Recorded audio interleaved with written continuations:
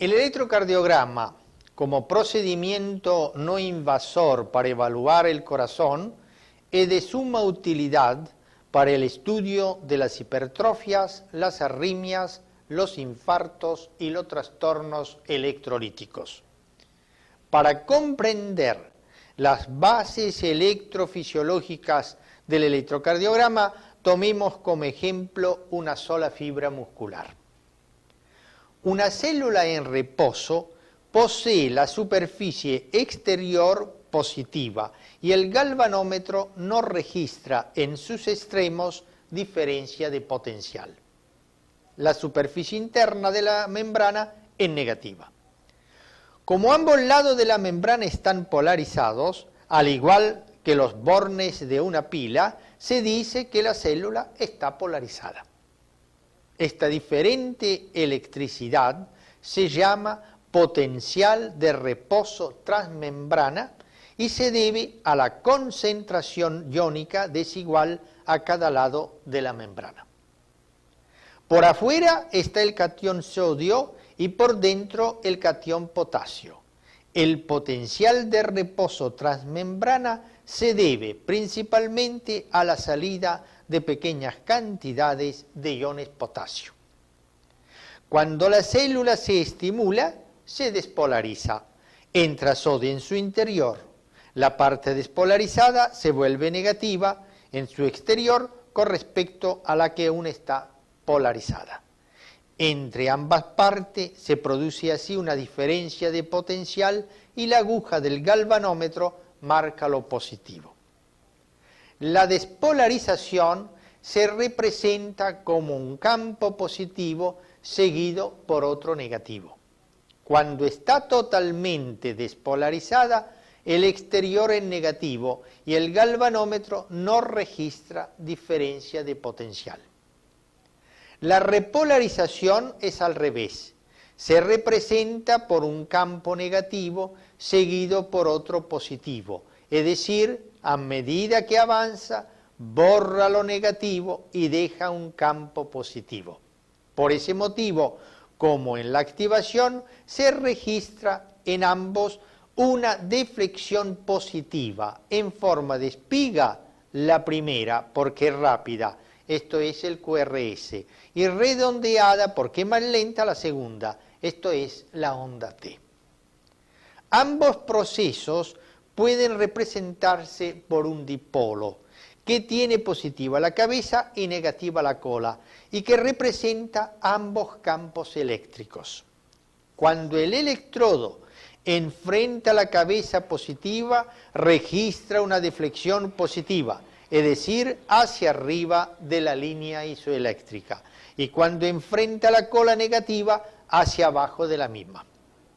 En la repolarización, a pesar de su sentido inverso, al enfrentar el campo positivo que deje el vector, la onda es también positiva. Las fuerzas eléctricas que existen en un instante determinado dan un potencial que puede representarse por un vector instantáneo. La suma de todos los vectores de las fibras constituyen el vector medio de la deflexión, PQRS-T. El estímulo se origina en el nódulo sinusal, que es el marcapaso normal del corazón, situado en la aurícula derecha, donde desemboca la vena cava superior. Le sigue el nódulo auriculoventricular y el ADGIS con sus dos ramas y la red de Purkinje. La activación comienza por la aurícula derecha y 0,03 segundos después activa la izquierda. Por lo tanto, la onda P, que es el resultado de esa activación, es la suma de ambas, cada una con una duración de 0,05 a 0,06 segundos. En el medio se superponen. Existen dos teorías que tratan de explicar la activación auricular. Una dice que se hace a partir del nódulo sinusal y que se expande en forma de ondas como las provocadas por una piedra caída en el agua. Otra que dice que existen vías preformadas llamados fascículos internodales. El anterior, el medio de Benkeback, el posterior de Torel, que penetra en el nódulo auriculoventricular un poco más abajo y junto con otras fibras constituye las de James. Del anterior sale el fascículo interauricular de Bachmann que activa la aurícula izquierda. La aurícula derecha es de orientación vertical, por lo que el vector resultante de su despolarización es casi vertical, adelante y a la izquierda. La aurícula izquierda es casi horizontal y su vector también, arriba y a la izquierda, por lo que el eje de P es la bisectriz del ángulo que forman. Va hacia abajo y a la izquierda, hacia D2. La repolarización da una onda negativa, la TA, que no se ve pues se produce al mismo tiempo que el QRS. A nivel del nódulo auriculoventricular, el estímulo se retrasa 1/10 de segundo y se registra una línea isoeléctrica, esto es el intervalo PR. El nódulo auriculoventricular continúa las fibras intercalares del miocardio auricular. Consta de 3 zonas: la superior o aurículo nodal, la media o cuerpo o nodal, la inferior o nodo ischiana. El marcapaso está en la parte superior e inferior. El cuerpo no tiene capacidad de marcapaso, pues sus fibras no presentan despolarización diastólica espontánea. El estímulo después del nódulo auriculoventricular llega a la de His y con una velocidad de 2 metros por segundo llega a sus ramas derecha e izquierda. El ADGIS consta del tronco y de la rama derecha e izquierda. La derecha sigue la dirección del tronco y la izquierda a los 2 milímetros se divide en fascículo anterior y posterior, que terminan dando la red de Purkinje. Todas ellas se ubican en el subendocardio. La activación de los ventrículos se hace de endocardio a epicardio, con una velocidad de 1 a 2 metros por segundo en los 2 tercios subendocárdicos y de 0,3 a 0,4 metros por segundo en el tercio subepicárdico. La activación o despolarización comienza en el tabique de izquierda a derecha y da en V1 una pequeña R porque capta la cabeza del vector y en V6 una Q porque capta la cola del mismo. Se ha formado así el primer vector occipital.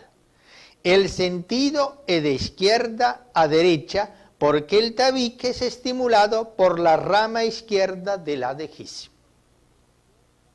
Sigue la estimulación de los ventrículos y dan el segundo vector, derecho e izquierdo, pero como la masa ventricular izquierda es mayor, priva el vector izquierdo sobre el derecho, por lo que ese vector se dirige a la izquierda. Es responsable de la S en V1 y de la R en V6. La última parte del ventrículo derecho se despolariza de izquierda a derecha, por lo que da R' o última parte de S en V1, pues ve la cabeza del vector, y la S en V5, V6, y se ha formado así el tercer vector. El resultado final de estos vectores es un vector QRS medio que va a la izquierda y abajo. El grosor de cada ventrículo se mide con la deflexión intrinsecoide que evidencia el retardo del estímulo en cada pared ventricular. Teniendo en cuenta los vectores, los complejos endocavitarios de despolarización ventricular son de tipo RS en el ventrículo derecho y de tipo QS en el ventrículo izquierdo. Todos los vectores huyen de la cavidad. Es lo que se capta cuando se produce la necrosis del infarto del ventrículo izquierdo, pues la necrosis se comporta como una ventana eléctrica. La repolarización ventricular, STT, se extiende de epicardio a endocardio y el eje de T va abajo y a la izquierda. Pero la recuperación eléctrica no es sinónimo de relajación mecánica o diástole. En efecto, la sístole, la contracción mecánica, dura hasta el fin de la onda T de repolarización y la diástole va del final de T al comienzo del QRS, englobando la P que se inscribe al final de la diástole o presístole. El papel sobre el que se registra el electrocardiograma es un papel milimetrado que corre a 25 milímetros por segundo. Está formado por un cuadriculado de 1 milímetro de lado. Cada 5 cuadrados pequeños hay una línea más gruesa, tanto en sentido horizontal como vertical. El sentido horizontal mide el tiempo, la duración de una deflexión o segmento. Cada cuadradito pequeño dura 0,04 segundos, por lo tanto 5 de ellos duran 0,20 segundos. El sentido vertical mide la altura en milímetros o milivoltios. Cada cuadrado pequeño mide 1 milímetro o 0,1 milivoltios. Para registrar el potencial eléctrico originado por el corazón se utilizan derivaciones llamadas bipolares y unipolares. Las bipolares de los miembros constan de 2 electrodos, ambos activos, y registran la diferencia de potencial entre 2 puntos. Los unipolares, en cambio, constan de un electrodo activo y otro indiferente. El indiferente es igual a 0. Este potencial 0 se obtiene conectando las 3 derivaciones de los miembros en un solo electrodo llamado terminal de Wilson. Por lo tanto, se registra solamente el potencial del electrodo explorador y es el que determina la polaridad de la onda. Las derivaciones que se usan son 12. 6 de los miembros, 3 bipolares y 3 unipolares, y 6 unipolares precordiales. Las derivaciones bipolares son de 1, de 2, de 3. De 1 se forma uniendo el brazo derecho negativo con el brazo izquierdo positivo. De 2 se forma uniendo el brazo derecho negativo con la pierna izquierda positiva. De 3 se forma uniendo el brazo izquierdo negativo con la pierna izquierda positiva. Se ha formado así un triángulo equilátero. Las derivaciones unipolares comprenden 3 de los miembros y 6 precordiales y se identifican con la letra V. VR para el brazo derecho, VL para el brazo izquierdo, VF para la pierna izquierda, the right, left foot respectivamente. Si se desconecta de la central terminal la extremidad cuyo voltaje se registra, la deflexión aumenta en altura en 2/3 y se tienen así las derivaciones aumentadas ABR, ABL, ABF. Las 6 derivaciones precordiales se registran sobre el tórax en distintos puntos. A diferencia de las derivaciones de los miembros, que se registran en el plano frontal, las precordiales, como vemos, se registran en un plano horizontal. Los puntos del tórax donde debe colocarse el electrodo son los siguientes. V1, cuarto espacio intercostal a la derecha del esternón. V2, cuarto espacio intercostal a la izquierda del esternón. V3, punto medio entre V2 y V4. V4, quinto espacio intercostal sobre la línea hemiclavicular. V5, quinto espacio sobre la línea axilar anterior. V6, quinto espacio sobre la línea axilar media. Las tres derivaciones bipolares de los miembros forman el triángulo de Einthoven con D1, D2, D3 y con el corazón en el centro. Si las tres derivaciones se trasladan al centro del triángulo, se forman tres líneas de referencia que siguen formando los mismos ángulos y las mismas derivaciones. Se ha formado así el sistema triaxil de Bailey con ángulos de 60 grados.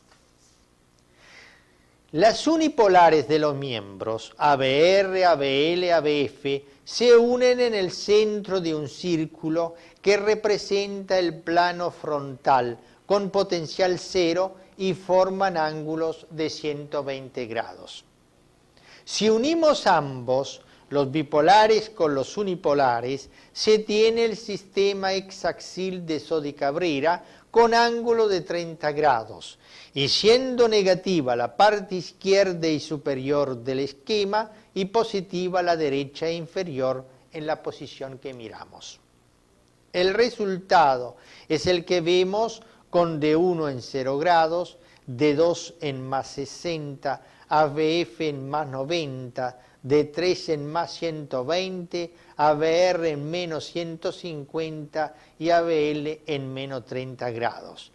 Uno es perpendicular a otro, ABF a D1, ABL a D2, ABR a D3. En cambio, las derivaciones precordiales forman un sistema con ángulos no uniformes y con dirección horizontal. V6 en 0 grado, V5 en 22, V4 en 47, V3 en 58, V2 en 94 y V1 en 115. Por otra parte, el plano está quebrado, pues como el centro eléctrico del corazón está en el cuarto espacio, V4, V5 y V6, que están en el quinto, deben tener una dirección ascendente hacia el mismo. El electrocardiograma normal consta de ondas o de flexiones positivas y negativas identificadas por letras elegidas por Einthoven, P, Q, R, S, T y U. Y entre las ondas, líneas isoeléctricas llamadas segmentos cuando van del final de una al comienzo de otra, PR, ST, TP. E intervalo cuando van del comienzo de una al final de otra, PR, QT. La duración de ondas, segmentos e intervalos se expresan en centésimas o milésimas de segundo.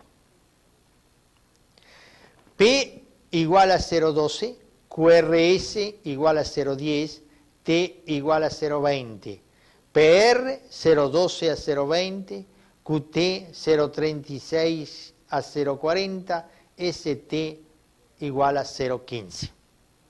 En cambio, la altura se valora en décimas de milivoltios o en milímetros.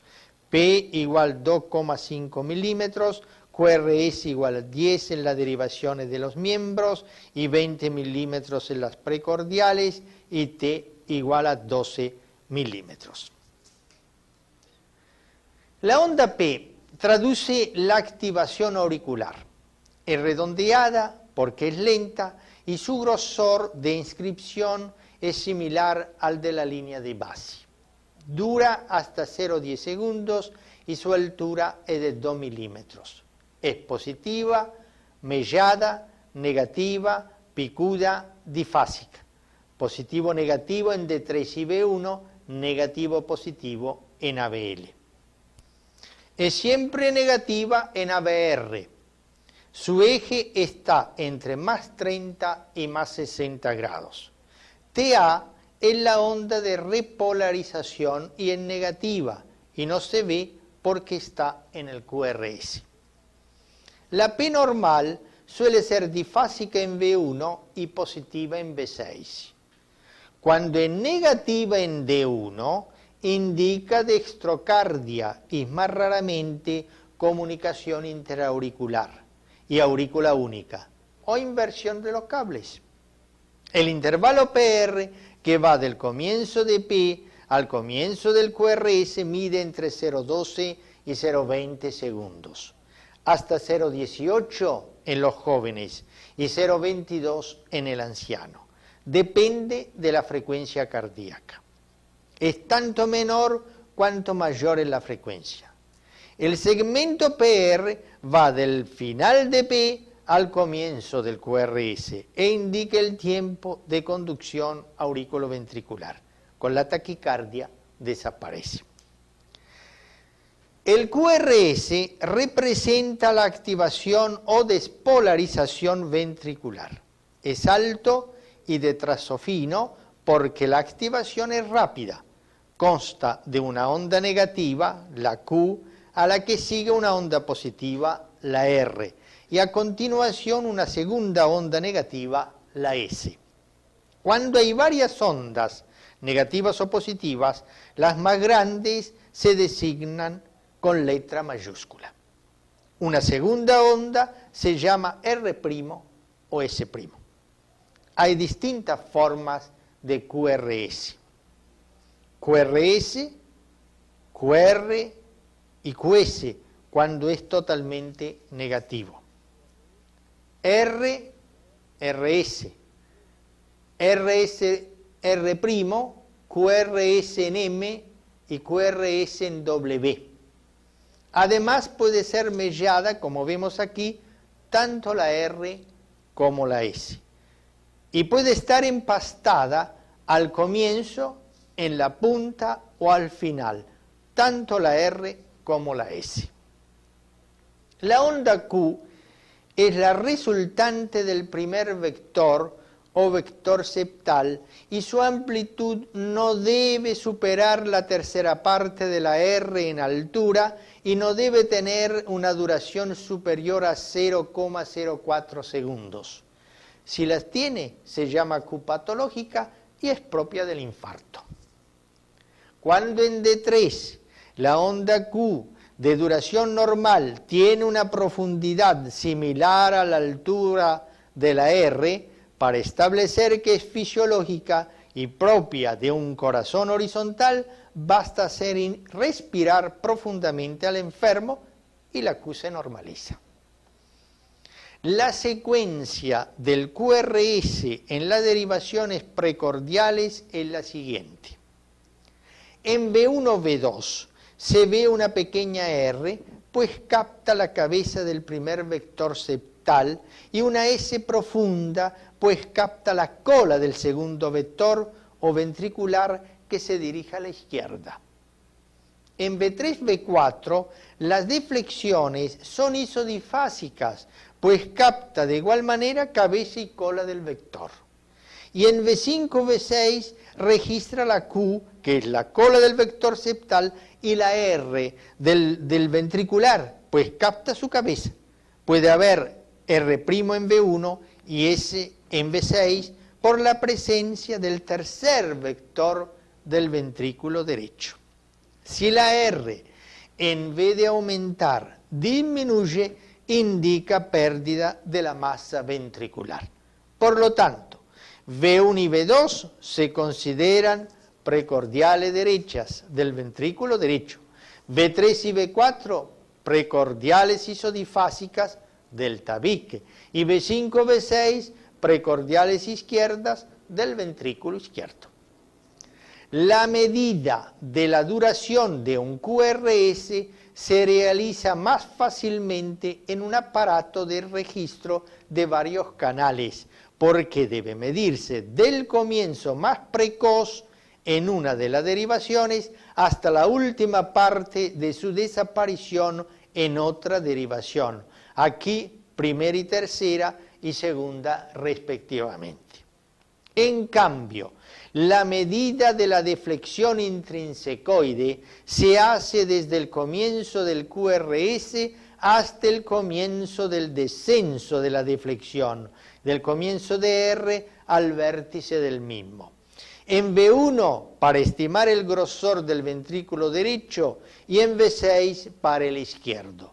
En V1 no debe sobrepasar 0,03 segundos y en V6 0,05 segundos. El segmento ST se extiende desde el final del QRS al comienzo de la onda T. La unión entre el final del QRS y la línea isoeléctrica se llama punto J. Disminuye la taquicardia y en los vagotónicos se deprime juntamente con el PR formando el aspecto de ancla. La onda T expresa la repolarización ventricular. Es lenta al comienzo y más rápida al final. Por eso es redondeada y asimétrica. Si se traza una vertical desde el vértice, se ve que está formada por dos mitades distintas. Si no es asimétrica, indica trastornos de la repolarización. Su altura es 1/3 de la R. Es positiva, negativa, difásica. Cuando su eje se orienta a la izquierda, es positiva de V1 a V6 y debe ser siempre positiva en D1, D2 y de V4 a V6. Pero si el corazón es horizontal, el vector se orienta hacia atrás y puede ser negativa en V1, V2, pero siempre positiva en D2. En los niños es difásica de V1 a V4. Esa negatividad persiste hasta la adolescencia y a veces hasta los 30, 40 años. El intervalo QT se mide desde el comienzo del QRS hasta el final de la onda T y dura entre 0,36 y 0,40 segundos. Representa la duración total de la sístole eléctrica ventricular, activación más repolarización. Se considera que tiene la duración del potencial de acción transmembrana de las fibras contráctiles ventriculares. Con la frecuencia cardíaca su relación es inversa. Es tanto menor cuanto mayor es esta y viceversa. Para obtener un cálculo exacto debe usarse la fórmula de Bassett. La onda U suele verse cuando hay bradicardia. Su polaridad es concordante con la T y se ve en V3, V4. Parece ser que se debe a la repolarización de la red de Purkinje. Está relacionada con el nivel de la potasemia. Para determinar el eje del QRS hay métodos aproximativos y métodos geométricos. Se puede determinar de manera aproximativa teniendo en cuenta 3 reglas. La primera regla dice: si en una derivación bipolar el QRS es alto y en las otras dos más pequeño, el eje corresponde al QRS alto, pues es paralelo a la deflexión más alta y perpendicular a la más pequeña. La segunda regla dice que si el QRS es grande en 2 derivaciones y en la tercera es pequeño, el eje del QRS está entre las dos, en la bisectriz del ángulo que forman.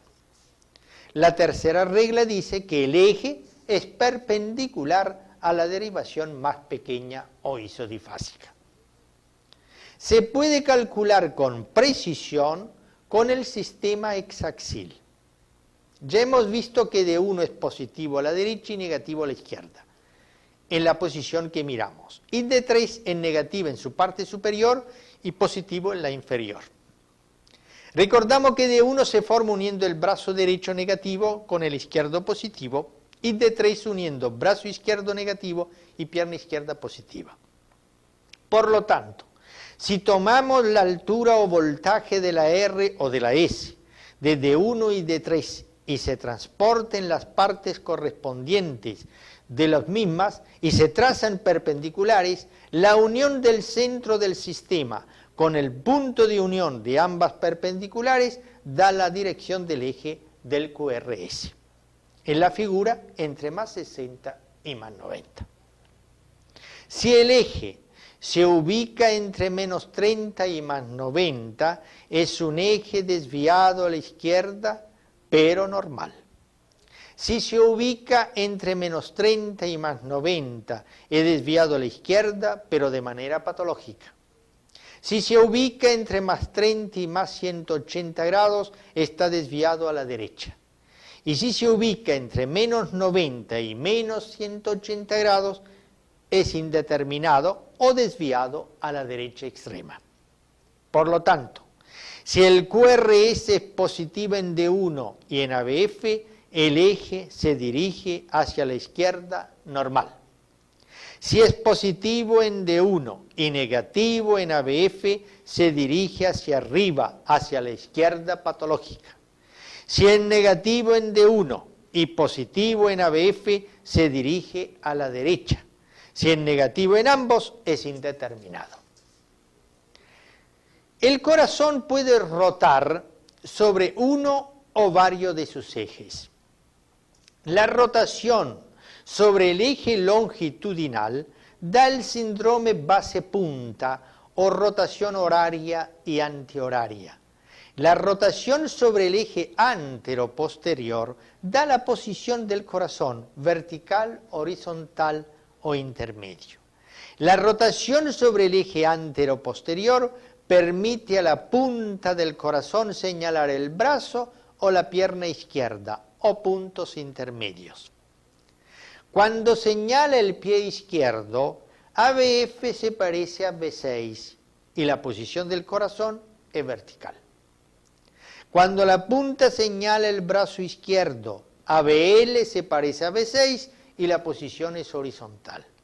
Cuando señala un punto entre el brazo y el pie izquierdo, ABL y ABF se parecen y ambos se parecen a B6. La posición es intermedia. La rotación sobre el eje longitudinal de punta a base se ve mejor con el enfermo en decúbito dorsal y mirando la cara diafragmática desde los pies de la cama. La rotación en el sentido de las agujas del reloj lleva al corazón derecho más a la izquierda y se llama también dextrorotación o rotación posterior, y como resultado los complejos isodifásicos de B3 y B4 se registran en B5, B6. La rotación en sentido antihorario, contrario a las agujas del reloj, lleva el ventrículo izquierdo a la derecha del enfermo. Por eso se llama también levorotación o rotación anterior. Y los complejos isodifásicos aparecen en B1, B2. La frecuencia cardíaca puede determinarse de distintas maneras. Como en un minuto hay 300 intervalos de 0,20 segundos, se multiplica el cuadrado de 5 de 0,20 por 60 y se tienen los 300 intervalos. Por lo tanto, la frecuencia cardíaca puede determinarse dividiendo 300 por el número de intervalos de 0,20 segundos y sus fracciones que entran en un ciclo RR. En la figura hay 6,5, por lo tanto 300 dividido 6,5 es igual a 46 por minuto. Cuando la frecuencia es irregular, para una estimación más exacta, se cuentan el número de QRS que entran en un periodo de 3 segundos, esto es 15 cuadrados grandes de 0,20 cada uno. Ese número se multiplica por 20. En la figura, en 15 cuadrados grandes hay 5 QRS, multiplicado por 20 da 100 por minuto. O se calcula de manera más sencilla, buscando un QRS que coincida con una línea gruesa. Las próximas líneas gruesas valen 300, 150, 100, 75, 60, 50. El lugar donde se encuentra el próximo QRS indica la frecuencia, aquí 75 por minuto. Se repite el mismo cálculo en una tira electrocardiográfica. También aquí la frecuencia es de 75 por minuto. Seguiremos en la segunda parte con electrocardiograma patológico, hipertrofias, bloqueo de rama, infarto.